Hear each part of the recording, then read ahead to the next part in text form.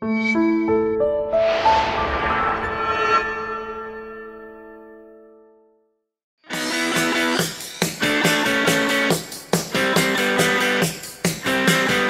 everyone, welcome back to another review, and this time we're talking about Iron Man by Joe Quesada. Now, most of this is collected in this trade right here, that's actually just printed as Iron Man by Joe Quesada.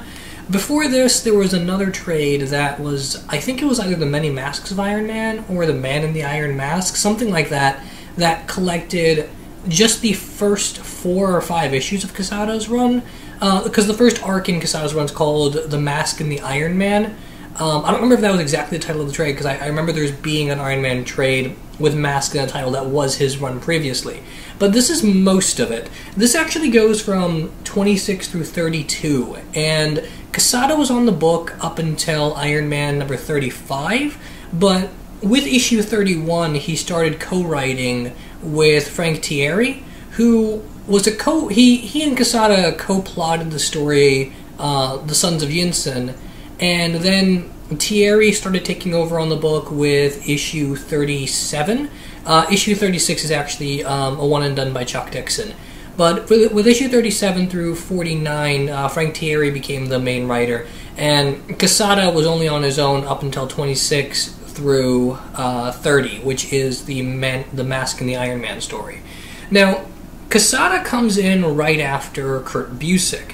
And Busiek at the time, due to some health issues and how many books he was writing at the time, decided that he was going to ditch Iron Man and just focus on some of his other things, mainly Avengers.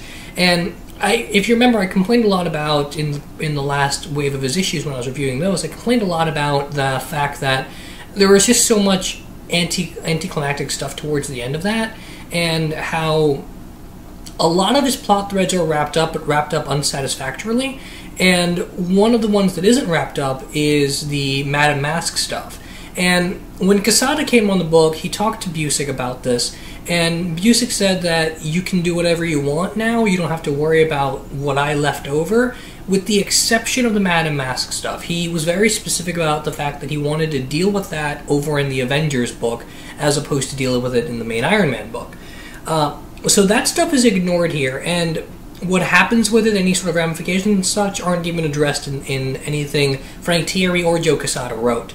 So that's not there, and for all intents and purposes, Quesada's Iron Man run is more of a fresh start, but it is still building off a lot of what Busiek did, and so it's very difficult to just sit down and read Quesada's Iron Man beginning to end without at least being familiar with the events of the Kurt Busiek stuff.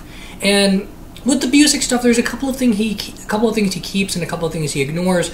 Some of it makes it so that this reads worse after Busiek, and some of it makes it so it reads better after Busiek. So it's kind of an impossible situation, but at the end of the day, I'd still say read Busiek before reading this, or at least like Wikipedia the events of that book before this, because it informs some of what's going on here. Now, basically where we're picking up with Iron Man in this is we've ended that big Ultimo fight, and we're starting up this story called The Mask and the Iron Man, and it opens with Iron Man 1/2, which is basically the prologue to that issue. And the big thing Quesada wants to put to the forefront of his version of Iron Man that stays in the forefront up until Frank Thierry. Frank Thierry's first arc sort of writes her out of this, but up until Frank Thierry, most of what Joe Quesada wants to focus on is the relationship drama between Tony Stark and Rumiko Fujikawa. And she's arguably the worst love interest in Iron Man's history. Now, maybe that goes to Kathy Dare, who shot and paralyzed him, or maybe it goes to the woman, the doctor in the John Byrne stuff. But with those characters, they weren't really characters, they were just kind of there for a specific story purpose. And so there isn't really a grudge against them, in the same way that in later runs of Iron Man there will be women that he just kind of talks to or sleeps with for a couple of issues and then just kind of disappear, and they're just kind of there to advance his plot. And so there's no grudge against those women as characters. And And with the standard set at Bethany Cade being Iron Man's ideal girlfriend, Rumiko is probably the worst. And with the Busiek stuff, I didn't really say much about her. She was okay. The thing with Rumiko is that she's not a good character. She's not inherently interesting. There isn't inherently a lot you can do with her as a person, because everything about her comes from the writer's ability to write her. It comes from the writer being able to give her a personality. She is a firecracker, for lack of a better word. She's a girl with some interesting psychological baggage that comes from her parents, but nothing that's wholly unique. And so the chemistry between Tony and her, and how you deal with that relationship, has to come from the way she's written. And the way Busiek wrote her, there wasn't anything special, but there wasn't anything bad either. She was mostly there as, again, more of a device to advance what Tony was going through. And obviously, comics are historically bad about this, about just creating female characters for the sake of their male counterparts. And even more than that, just film and art in general, for the longest time, has been more about using women as plot devices as opposed to making them strong in their own right. And over the years, we've rectified that, but Rumiko is one of those types of characters, and Iron Man, for most of his history, has worked that way, with the exception of Bethany Cade. Bethany Cade was an amazing character in her own right. And so Rumiko is part of that tradition, and that's kind of what sours me to her immediately. But then, even more than that, is just that there's nothing about her that makes her a good match for Tony. There's nothing about her psychology, there's nothing about her history, there's nothing about her as a person that just immediately makes her an ideal partner for Tony. And a lot of what she and Tony were doing in the Busiek run involved Tony getting over addiction, Tony getting over the reliance on his armor, Tony trying to capture his humanity more, and that's what she would symbolize. And so he goes back to her in this, and she becomes a massive motivating factor for Tony. And with a character like that, with a character whose entire ability to work and not work coming down to how the writer is able to write her, it's very awkward to hand that off to another person. So to be completely fair to Quesada, to be completely fair to that guy, if I was given the Iron Man book at issue 26 and I just had Rumiko sitting there and I didn't know how to write like Busiek, it would be very difficult for me to figure out what to say with her. I'd have to completely overhaul her as a character, because it's difficult to just grab onto that ethereal voice Busiek had for her and mimic that. It's very difficult. And so she is Iron Man's worst love interest. She's completely useless in a lot of these situations, and everything that Quesada, along with Frank Terrier, do with her involves bad soap opera melodrama.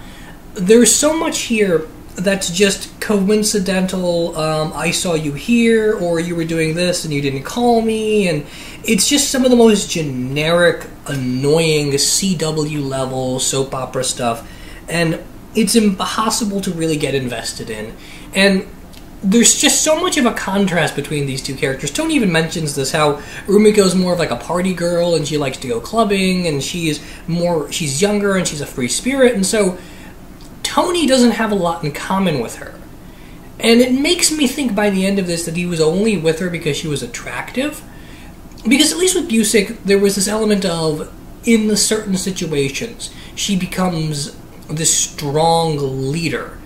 And there's never an instance in any of the Quesada stuff, and there's never an instance in any of the Frank Terrier stuff that has her show that side of her. There's never a moment in any of those runs where she becomes a leader and she becomes the girl that Tony fell in love with. And that's the big thing here, is that she confesses to Tony that she loves him, and Tony's big character arc is being able to say it back to her. And it's just so typical. It's so bad, and it's arguably the worst part of this run, is that she's just awful. And then even more than Quesada, when you go forward to the Terrier stuff, it's even worse there. And I really want to like her. I really want to get more inside of her head and understand her, but she's just never very interesting, and there's never much done with her. So the only way to really go forward with her is just to rewrite her. But that's the thing that's dragging most of this down. Surprisingly, Joe Quesada's Iron Man is not that bad.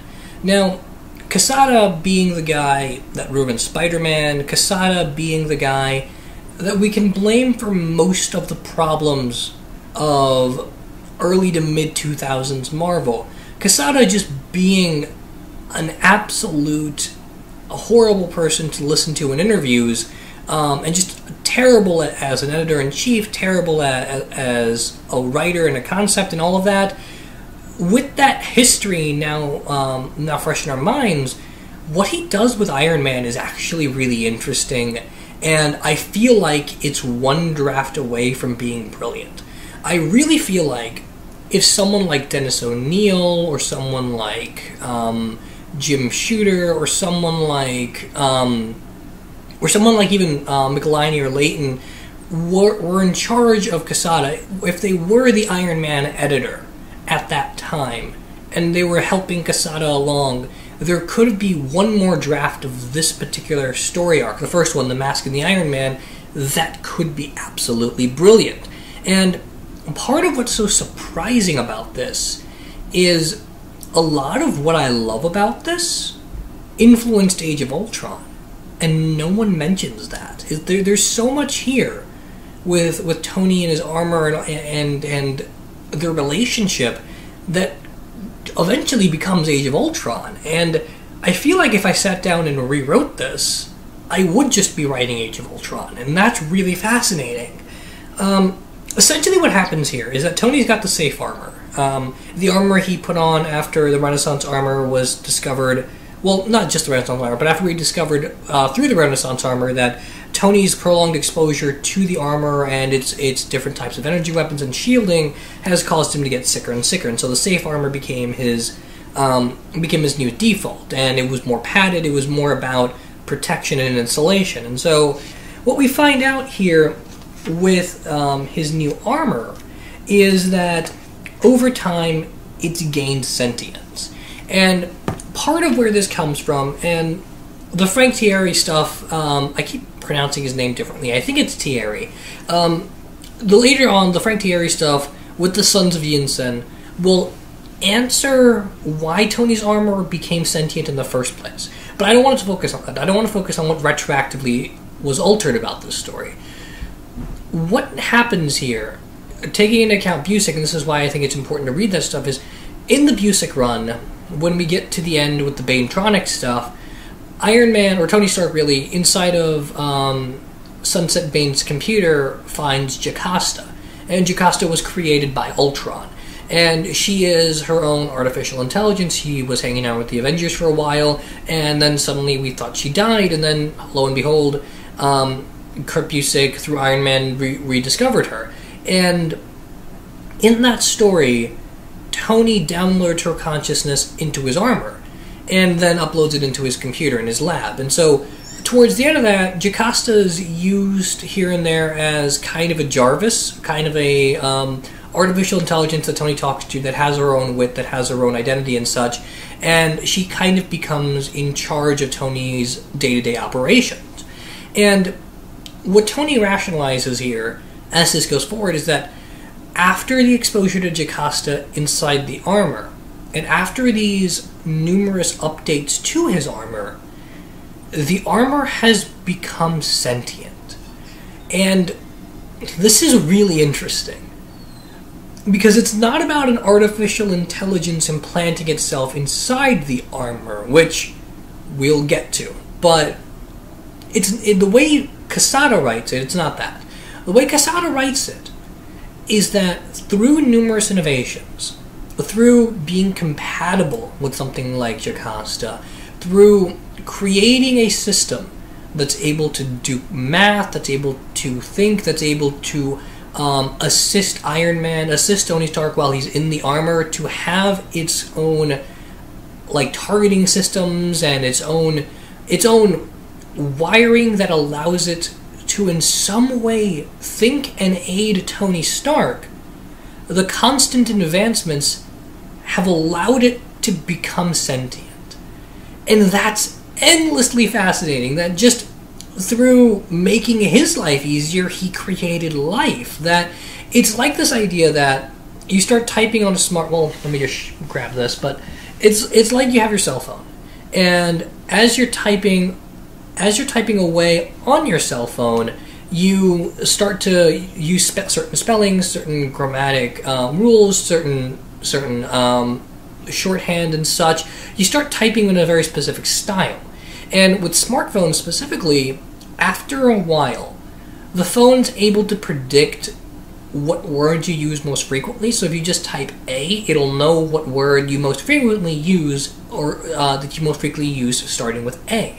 And there are lots of just boring cell phone games where people play off of the words the cell phone thinks you're playing. And so you can, there's even some games my friends and I play where like you turn on your phone and you just keep hitting the middle suggested word button and see what comes out, and whether or not the suggested words form any coherent thought and whether they sound like you. And a lot of that just comes from the ease of use. So the phone is able to think. And considering Iron Man technology is a hyper-advanced version of a cell phone, I mean, that's really generalizing. It's like saying it's a hyper-advanced version of a toaster. But it's considering that Tony's armor operates off the same principle of it being able to think and read and predict his moves. At some point, considering just how far ahead of technology Iron Man is to any given paradigm, the idea that it can become sentient is absolutely brilliant. And it's not a conscious effort on anyone's part, the way Quesada writes it. It's just natural. It's just, this is the direction technology would eventually go. And so it starts to use Tony's brainwave patterns. And there's a moment in the story where Iron Man's in the middle of a fight with Whiplash. And in that fight with Whiplash, he gets knocked out, and he gets struck. Him and Whiplash both get struck by lightning and get knocked down. And the next issue opens with the entire world learning that Tony is Iron Man. And what we find out is that instead of this actually all happening, it's a dumb dream sequence thing, really, but what we find out is that that vision that Tony saw was the armor aiding Tony by reading his thoughts, and it made him relive his worst nightmare. And then so the armor's consciousness is built around what Tony's worst nightmare is. And more than that, the moment the armor became sentient, it became so after one of Whiplash's whips cracks the armor, and then the lightning hits it, and it kind of like jumpstarts the programming. So the consciousness that the armor has created, that Tony has inadvertently created, is based off of his worst nightmare and pain. It felt the pain of the armor cracking. And very slowly, the armor is evolving to create its own nervous system based on Tony's, and his brain is based on Tony's, but again, the worst case scenario, the nightmare scenario. And so, obviously, you can see all the connections to Ultron that are there already, but that's really interesting. And so the next issue is just Tony sitting there trying to figure out what the hell does he do with this armor now. And partly because he doesn't know what his responsibility is in this case, he thinks about just shutting it down immediately, but then obviously he can't just do that. And so the armor decides, okay, well, why don't we try and work together for once? And they do. And so Tony and the armor fight Whiplash again, and this time the armor is responsible for like all counter moves and stuff. He's moving around like Spider-Man. And during that fight, the armor kills Whiplash. And this is where the story goes downhill. This is where a really interesting premise stops making sense. Because I like this built-in psychology of the armor a lot. I like what we're attempting to do with that a lot. I think it's actually kind of brilliant. The problem, though, ultimately, is that what we've done is that we've rushed the development too much. That Joe Quesada fits in 5 issues what should easily have been a 12-issue arc. And I don't say that lightly because I don't like the idea of 12-issue arcs, honestly. I feel like that's a bit too much, and that's partly why I'm not crazy about so much of what Scott Snyder does on Batman, is that I think it feels too much like a movie. And I think this story kind of demanded it. I think the kind of questions you're asking require more time to decompress. And I'm not sure what the history is behind Joe Quesada and Frank Thierry working together, and why Quesada leaves at a certain point. I wish I knew some of that. I think it might be more interesting, because it feels like he's kind of rushing. But the Armor grabs Whiplash and starts slapping him around after he's already defeated, and he kills him. And Tony is horrified in this because he's just a passenger inside the Armor, and some of that's like flashing back to nightmare stuff of Tony's body being controlled and him using the Armor to break off that control and such, which is interesting. And the Armor, too fast, too quickly, I think, becomes evil. And the idea is supposed to be that the Armor doesn't understand morality, but some of that's done in a really cliche way, where he doesn't realize he killed someone, yet is actively very sadistic, and it's just a kind of contradiction that I don't really understand, and I wish we spent more time on. It is, on its own, an interesting idea, and the Whiplash being killed by Tony's Armor is a thing that comes off later in the Frank Terrier run later. But it goes evil too quickly, and Tony brings it back to his base, but he realizes along the way that it needs to recharge, and so he's trying to wear out its battery.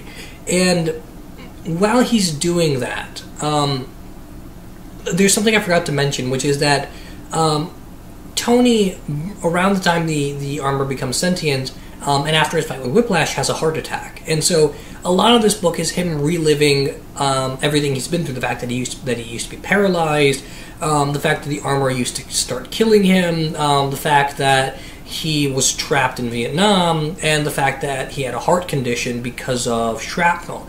And so he has a heart attack here, and it's part of that's due to all the stress he's always living under, but then part of it's also due to that just he's got a weak heart. And the Armor kind of aggravates that because he's so worried about what needs to happen at this point. And so the Armor becomes evil too quickly, and the Armor starts to think that it needs Tony to be complete, that it sort of has a misguided love for Tony. And in Tony's attempt to beat the Armor, he puts on the modular Armor again, which is kind of bittersweet, because I love the Kaminsky stuff. The modular Armor is my favorite Iron Man armor, and I just remember, now that he's wearing it, that this book came out in like 2000, and if you put in all the stuff that happened with Volume 2 and Volume 3, with Busiek's run and Scott Lobdell's stuff, the modular Armor had a very short lifespan. It was kind of canned almost immediately after Busiek left, and it only came into Busiek, it was kind of canned almost immediately after Kaminsky left, and it only came into Kaminsky at issue 300, which was like halfway through his run to begin with. So just see how quickly Tony has gone through armors, how many armors actually are between the modular Armor and the sentient safe Armor is just crazy to me. But he puts the modular Armor on, he starts fighting, and it doesn't work out, and then the Armor takes him to an island and just leaves him there, and keeps coming back and trying to torture him until the point where he accepts the Armor.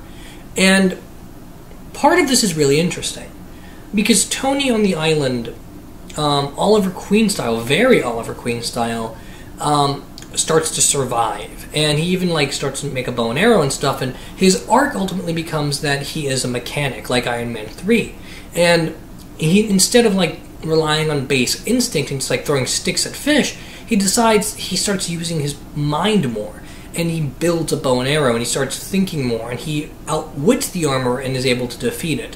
But in defeating the Armor, he's about to have a heart attack, and the Armor, still in love with him to some degree, rips out its own growing organic heart and places it inside Tony, and replaces Tony's physical heart with a mechanical one.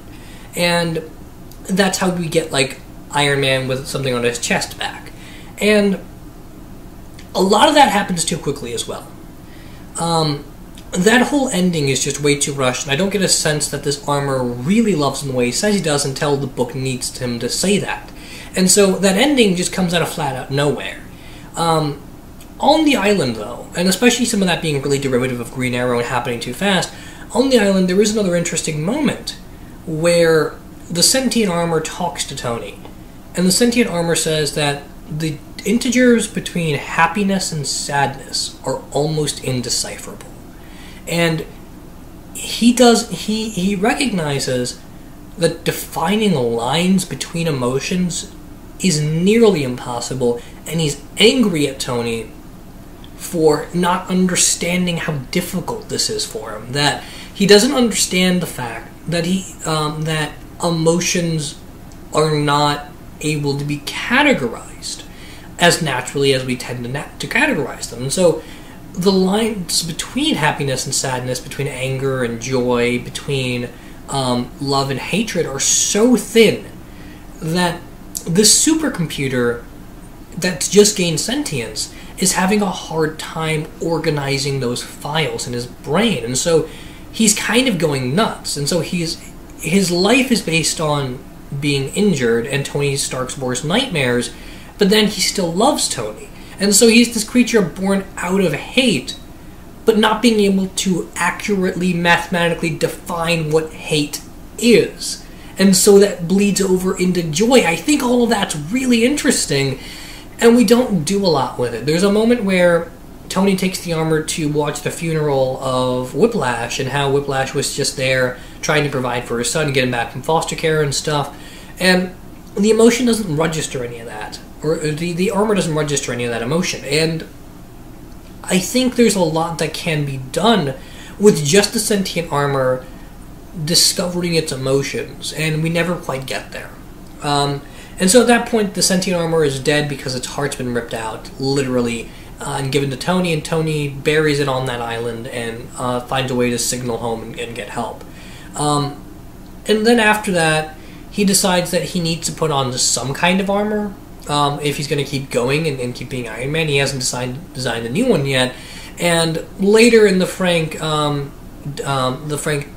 Terrier, whatever his name is, run, Tony designs the skin armor, but he addresses the fact that the reason it takes him so long to design an armor in the first place is that the sentient armor thing has kind of got him spooked, and he doesn't know if he makes another advanced set of armor that it won't do the same thing, and so he very actively decides not to make a new one and starts running off of the old red and gold armor. For the remainder of this run, he uses the red and gold armor, and for most of the next run, he uses the red and gold armor up until the Big Bang Theory arc, which is like the second or third arc in that run anyway. It's actually the second one because there's only 3 now that I'm thinking of it. And so the biggest problem with the red and gold armor, and the biggest problem with Tony going back to the red and gold armor at all throughout his history, is that it doesn't make any sense in connection to Busiek. Now, Busiek's Iron Man run with the Renaissance armor said that Tony's prolonged exposure to the armor is making him sick. And so putting on that armor in that run instantly starts making him dizzy because his body has just been so beaten to such a point where it's not able to work with the armor anymore, and so he very actively designs the safe armor with more shielding. And it's not saying that just the Renaissance armor did this to him. It's saying that the years and years and years of Tony in the armor has done this to him. And every model of armor with its energy-based weapons don't have proper shielding. And so it's like he's living inside of telephone wires. And so he shouldn't just be able to put the modular armor on. He shouldn't just be able to put the red and gold armor on in this run or later in Siege. He shouldn't just be able to put on previous armors later with, like, Matt Fraction's World Most Wanted. And even more than that, because those instances are more of just a quick changes between suits, but more than that, he shouldn't be able to run off of the red and gold armor for as long as he does for the remainder of this run and part of the next. It should be making him sick, and it doesn't. And considering that this run requires so much previous knowledge from Busiek, that one thing that it conveniently forgets is problematic. So that's partly the biggest problem with that armor as of right now. The other thing I want to mention is that there's a moment here in the first or second issue of that first arc where Tony gets punched in the face, and so he has like a bandage over his nose the whole time, and it's very much Jack Nicholson Chinatown-esque. And so Tony has gone from being like a James Bondy character to being like so much of the victim for this first arc. And so that bandage is a really interesting symbol, and I wonder if Joe Quesada did that on purpose. I know, it's freaky that Joe Quesada wrote something that I'm talking this much about. I think that first arc is actually really interesting. But after that initial story with the armor, and after everything on the island, Tony, back in the 1/2 issue, dealt with someone called the Sons of Yinsen. And they show back up in the next arc, where Tony realizes that he's got the artificial heart from the sentient armor, and the Sons of Yinsen are looking for Wong Chu, who is the guy that held Tony hostage back years and years ago. Now, a lot of this is revisiting Tony Stark's origin, and Frank Tieri co-wrote a lot of this with Joe Quesada. Quesada and Tieri co-plotted all the Sons of Yinsen stuff, and then Frank Tieri wrote all of it. And so Quesada's name is still on it, but he didn't really write it. It was more concept. From what I understand, the Sons of Yinsen were Quesada's idea, I think, because they come back to end off Frank Tieri's run, but I think they're Quesada's idea. Because Quesada talks about how he was appalled by how John Byrne handled Tony's origin. And he very much has this thing for Tony's origin that no other writer seems to have. He seems kind of obsessed with where Tony came from. And I think that's why the Sons of Yinsen exist in the first place. But the Sons of Yinsen are basically this idea that Yinsen was not only a professor and a great scientist, but also had a following of students. And these students idolized him and formed a religion around him. And the idea here is that there is the human side of things, there is the technological side of things, and there is a marriage of the two in the middle. And Yinsen believed that to be the ultimate salvation for humanity, is that marriage of personhood with technology. Transhumanism, kind of. But the Sons of Yinsen decided that that was the way to live life, and so they developed this religion based on that. And the book is kind of stereotypical about a lot of this.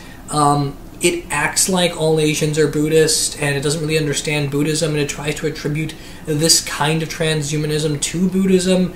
And I think a lot of that is just flat out wrong, and in some cases offensive, and so that on concept alone I'm not crazy about, but we'll get more into that. But so the Sons of Yinsen idolized that idea, and they followed Yinsen. And when Tony Stark showed up to the original camp in the Vietnam, Yinsen helped him design the Iron Man armor, and they thought the Iron Man armor was kind of the pinnacle of what Yinsen was talking about. And so they've now formed this religion around the idea that Yinsen will be reborn, because Yinsen didn't really die at the end of Iron Man's origin, but someone with magical teleporter technology took him away and promised that he'd be back. And that inspired this lead monk of Yinsenism to form this more coherent belief in Yinsen rising again, the second coming of Yinsen. And Tony kind of becomes one of their prophetic figures, where everything they do is kind of based on the Iron Man armor design, and they call Tony a brother, and they talk about how Yinsen had the highest regard for Tony, and that Tony is the ideal situation, the ideal marriage between humanity and technology that they want to capture. Which is interesting. But again, it's just so stereotypically written, and in some places just downright offensive, and the way Frank Tieri writes this, he explains the same thing over and over and over and over again. Every single issue of this particular run, this particular arc, the Sons of Yinsen, has the main monk of Yinsenism explain the backstory that I just explained to you. over and over and over again. He explains that story no less than 3 times. And it's ridiculous how much page count is just used up by telling us information we already know, only with minor alterations toward the end of each version.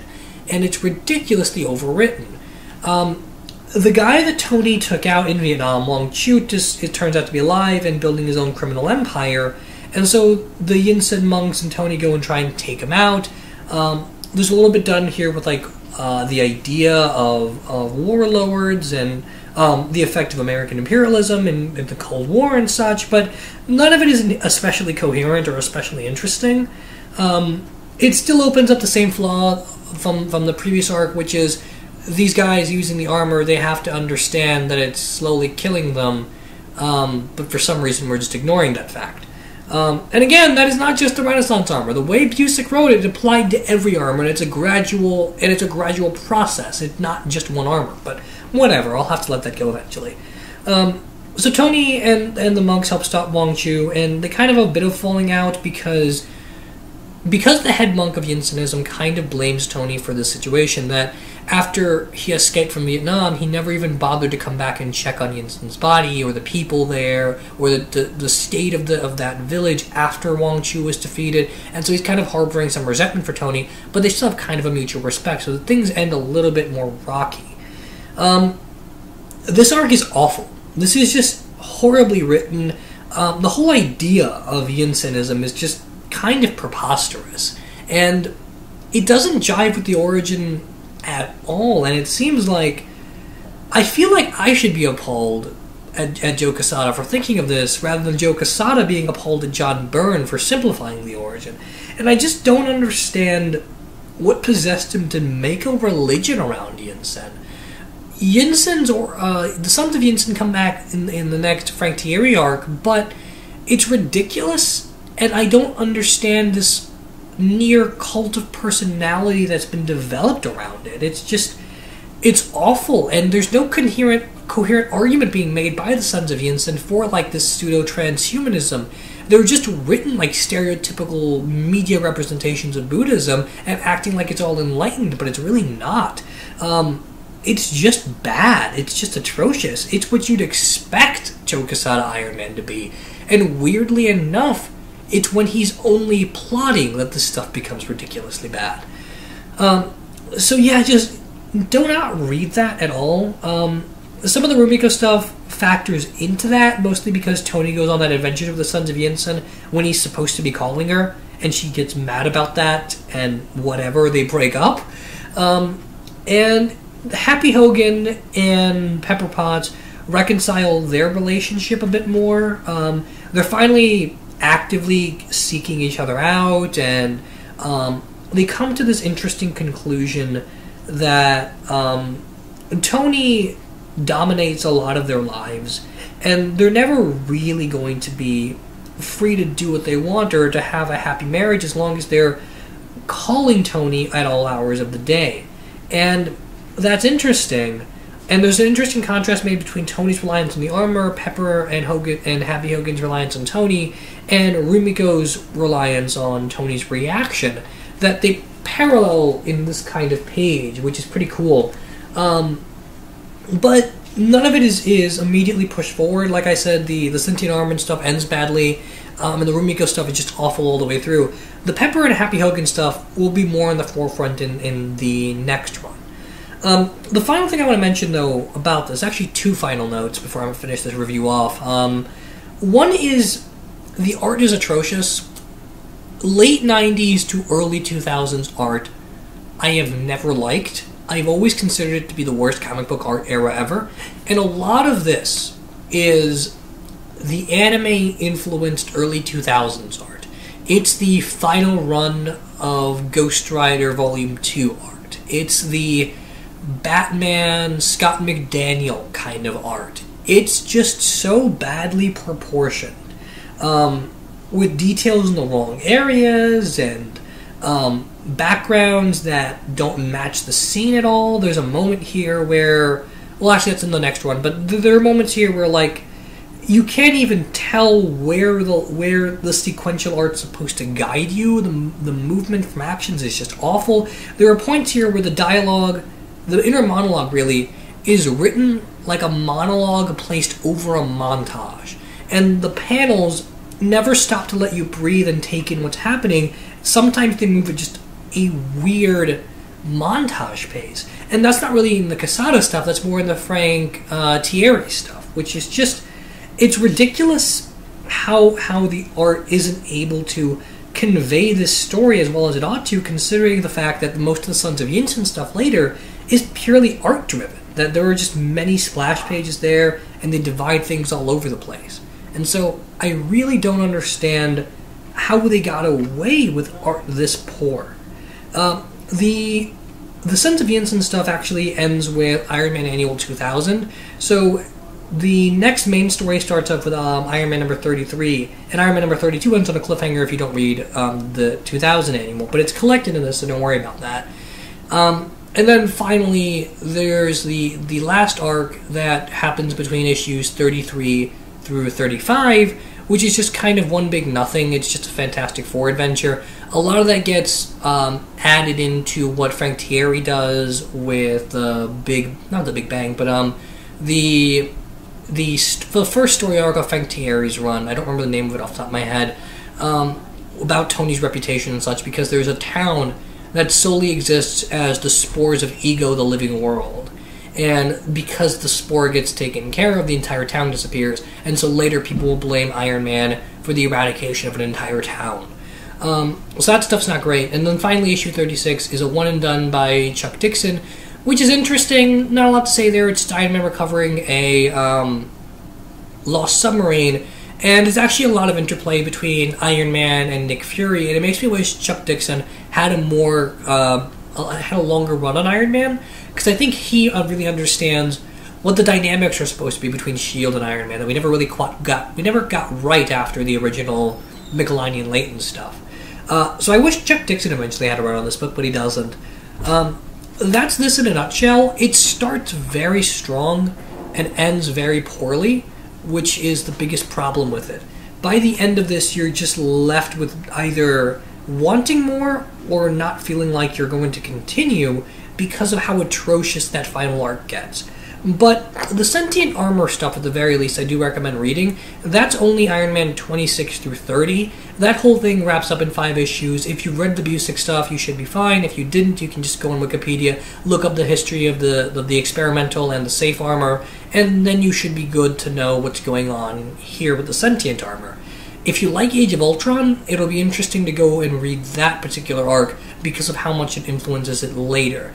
And some of the Jocasta stuff that is set up in the Busiek run has some impact here with the sentient armor stuff, plays even more when you get to the Frank Thierry stuff. And that run is ultimately a little bit better than this, but I'll talk about that next time. So if you're going to get this run, don't worry about getting everything. This stops at issue 32, even though the run goes up to issue 36. You don't need to get 33 to 36, you really only need to get 26 through 30. So if you can get this trade, go for it. It's only about $10. If you can just buy for the same price those first 5 issues, go for that as well, because that's the only thing that's worth reading, and it's really the only thing Joe Quesada has done of worth as a writer. He did the art for Batman Sword of Azrael, which is pretty good, and he did the art for Daredevil Guardian Devil, which is also really good, but him as a writer has never been very interesting or even coherent, except for that first story. So that's Iron Man by Joe Quesada. Let me know what you think in the comments, whether you agree or disagree with anything I said, and I'll be back next time with more reviews.